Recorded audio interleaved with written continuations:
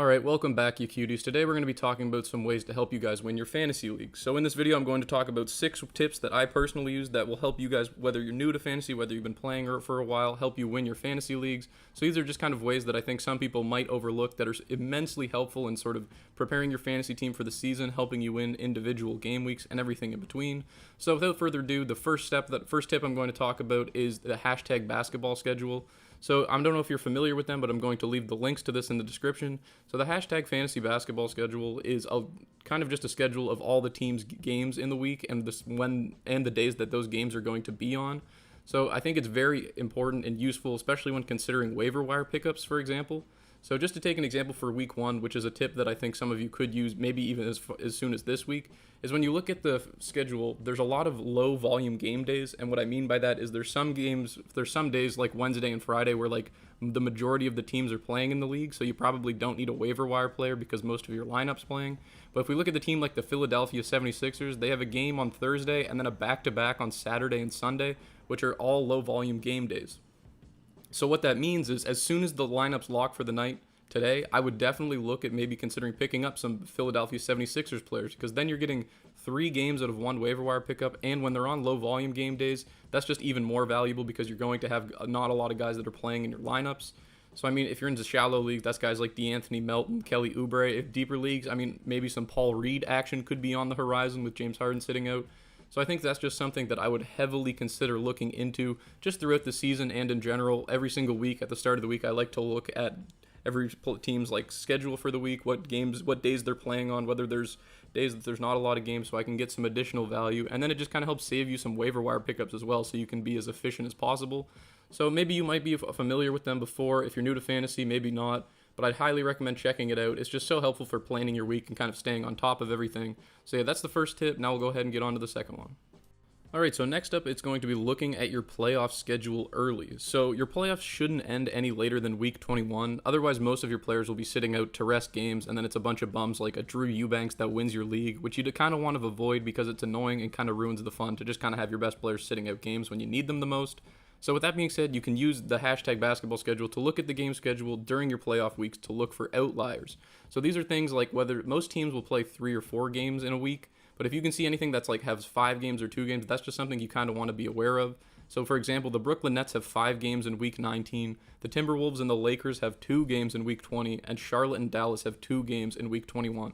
And this is kind of a complicated question with fantasy that gets overlooked, but it's kind of the question of when should I start looking at my playoff schedule and planning my team accordingly? Because obviously you do have to get there first, and that's going through the entire regular season, so you don't want to just trade away any players you have on the T-Wolves, the Lakers, Charlotte, or Dallas, because like I said, it's not a guarantee you make it there. But as the season starts to progress, you might want to consider looking to trade away maybe some guys like Gobert or something for someone of around equal-ish value if you're looking like you're going to be making the playoffs, because it just really sucks to have guys that are not really playing that much in your playoffs, because it's a huge deficit, puts you at a huge disadvantage in your team just having like less games played than your opponent might. So I think it is something that I wouldn't panic trade or like get rid of any of these guys at the moment, but it's just something to keep in mind, so when you're going ahead as the season progresses, you can kind of plan your trades, your waiver wire pickups, and everything accordingly. So yeah, definitely I wouldn't, like I already mentioned, don't trade away all these players. That's not what I'm saying, but it is something to be aware of. And if your team is looking like it's going to make the playoffs, maybe consider trying to trade some of these guys away that are on like the 2 game week teams if you're pretty confident you're going to be going far in the playoffs. So just to give yourself the best chance of winning the entire league. And yeah, just planning ahead as much as possible, never really a bad idea. So yeah, now we're just going to go ahead and go in with a quick word from our sponsors. So today's video is brought to you by The Season. The Season runs the world's best sports pools. They're 2 guys trying to change how you watch your favorite sports each week. They started with the NFL 15 years ago and have slowly expanded into basketball. So they run multiple pools on each sport with different rule formats and time horizons. You can join individual pools for $10 each or join several and get a discount with a bundle. On top of the competitions, they write up newsletters each week, curating pick comments from the community. They summarize the pick stats and review how people are performing. Each pool has cash prizes that you can win based on your picking performance. So for example, their full NBA bundle gets you 8 pools for $50, which is a discount from the $80 full price, and is competitions spread from week 1 through to the finals. There are $12,000 in prizes that will be paid out to the 170 plus people who place in the pools. A few of the popular options are Survivor, where you pick a team each week. If they lose, you're out. You can't reuse the teams, and the last one standing wins. There's Pick'em, where you pick who you think will win each matchup, and the person with the most correct picks wins. And then there's One and Done, so you pick a player each week, you receive their points, and the most points accumulated wins. They're a community-driven platform and great for casual players and die-hard fans alike. And finally, there's a bonus pool, $500 in prizes. You can only get if you join a paid pool via a referral link, so make sure to join via the link in the description or the pinned comment to get entered into that pool. Shout out to Season for sponsoring today's video. Make sure you guys go check them out. Now we'll go ahead and get back to the video. So this one's more for the newer fantasy basketball players that might not have as much experience, and that's to open up a streaming spot on your roster. So a streaming spot is just a position or like one of your spots on your roster where you're kind of always cycling through waiver guys throughout the week instead of just having one player. And a way to sort of open up this kind of roster spot is to make a 2-for-1 trade, which is where you trade 2 players from your team for 1 player on another's. So this kind of gets you an upgrade in like the 1 player you're going to be getting. And then just having the streaming spot just gives you the ability to stream or use your weakest player. Instead of having like a weakest player sitting on your bench averaging like 30 fantasy points per game if you're in like an 8-team league, you kind of get to add like a player in for each day, which is just going to give you more total points throughout the week and accumulate a lot of value. You want to make sure you're using each waiver acquisition you get in a week. Every single league has a different limit, so make sure you check what your limitation is. But yeah, whatever it is, you just want to make sure you're using every pickup you have available each week just to maximize team value and point production. And yeah, I think a lot of people kind of overlook this because they get attached to one player and they're like, well, I don't want to drop him. And I'd like the 2-for-1 trade is the best way to go around doing that. And even if you do have like someone that you're like hesitant on if you should drop them or not, maybe just keep them for a few days. Someone might get hurt. If you put them on an IR spot, then boom, you have a streaming spot until someone else is available. So there's a lot of different ways to go about making a streaming spot, but you just want to make sure you have one on your team because you're missing out on quite a decent amount of fantasy points per week if you don't end up using all of your acquisitions. Alright, so this is just one that I think applies generally, and if you're new to fantasy, this is like the thing I see the most in my comments in the Discord, and my biggest advice would be to not panic trade. I mean, I've already gotten so many messages about like, should I trade this player? Oh, should I make the trade? Is Steph Curry going to be bad because he had one bad game? And I'm looking at like guys like you, Blabber, where it's just like, don't make any trades yet. Like, just wait. There's no reason. You just drafted your team. Nothing has happened. Just be content with your drafting and trust in like the preseason projections. Don't sort of base whether you should trade a player or not off of like one game, because like I said, it's an 82 game season. You're using such a limited sample size and just getting caught up in like one game, one off game, one bad game. You never know what's going to happen. Once you have like a trend of a player or you can see like a situation changing and you're like, okay, I need to trade this player. It's time to buy low on them or sell high on them. Those are completely different situations. But just at the start of the season, I generally just don't really make any trades unless it's like an absolute steal for me for at least the first 2 weeks of the season. I just really don't understand why people are just so trade heavy, like trade happy. I really don't get it. Like, just hold on to your team. Don't panic trade. If a guy that was projected to have a good season has like a few bad games or like 3 or 4 bad games right now, it's the start of the season, still a long ways to go. Don't just sell them at a discounted rate, because that's the kind of shit that can lose your league, and you don't want to lose your league within like the first 2 weeks of the season because you were being too anxious about your team and decided to ruin your chances. So my biggest advice is to just wait off on the trades for a little bit. It's not really, you don't really need to be making any trades right now in your fantasy leagues. Just hold on to your team. You're probably going to be okay. And yeah, these next 2 tips are for players that are more experienced in fantasy. And I mean, actually, I guess the next one is for beginners, but the very last one is even for people that are experienced in fantasy. So make sure you watch till then just so you can kind of hear my thoughts on it.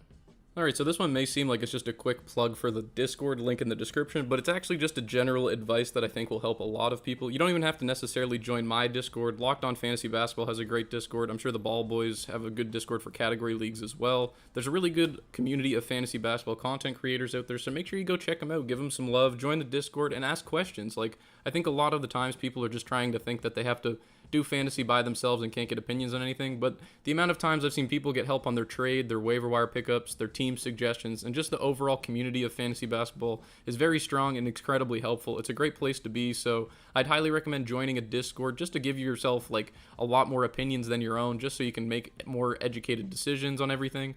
So yeah, this is just a quick little tidbit that I think will benefit you massively. All you have to do is join a Discord, ask some questions, and it's fun to be a part of a community. You know, you can meet some people in there, chat about basketball, like-minded individuals. It's a lot of fun. I highly recommend. Like I said, don't have to join mine. The link is in the description if you do want to. But yeah, just pick one. That way you have people you can ask questions to and sort of affiliate your fantasy basketball knowledge with.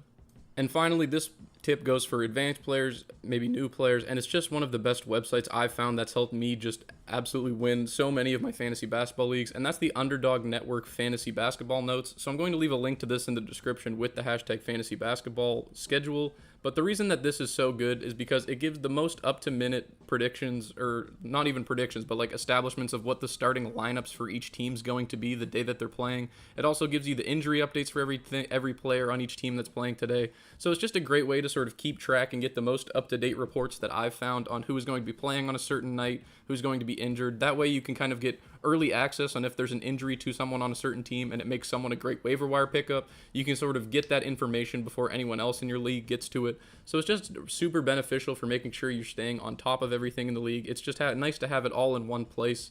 So you can look and be like, okay, who's starting today for the Cavaliers? Okay, it looks like Darius Garland's questionable right now. Dean Wade's doubtful. Jarrett Allen's out. So if you look at their projected starting lineup, you can kind of look at who might be a good waiver wire pickup based off of that. So yeah, just overall, just making sure to check this every day, just so you can get the minute-by-minute updates on injuries, get who's going to be playing, because once you know the starting lineup, you can get a better idea who's going to be getting minutes, etc., etc. So it's just a super useful tip that I think people underuse when they're playing fantasy basketball, but it's just so nice to know who's going to be playing on a certain day and who's injured, because it helps you establish their fantasy value, streaming options, maybe looking at, who you're going to start today over someone else. And yeah, just overall having all that information is, I can't believe, and it's free as well. You don't have to pay anything to use that. This isn't sponsored by them or anything. Neither is the hashtag one. These are just super helpful and valuable resources that I've found during my time playing fantasy basketball, and I wanted to share with you guys. So yeah, hopefully these tips help you guys with your fantasy leagues. There were some tips in there for new players, some for like everyone, but I just overall just want to help you guys out. Maybe you didn't know about any of these resources, but there's a lot of helpful ways to sort of just ensure that you have the best chances possible of winning your fantasy basketball league, and I hope that these are some of the ways that help you out. So yeah, as always, thank you guys so much for watching the video. Don't forget to do something you like today. Go outside, read a book, go on a walk, take care of yourself. Don't just spend it on YouTube all day. Got some basketball to watch tonight. Maybe you do some stretching while you watch basketball. Fuck if I know. Anyways, as always, thank you guys so much for watching, and as always, have a great rest of your day.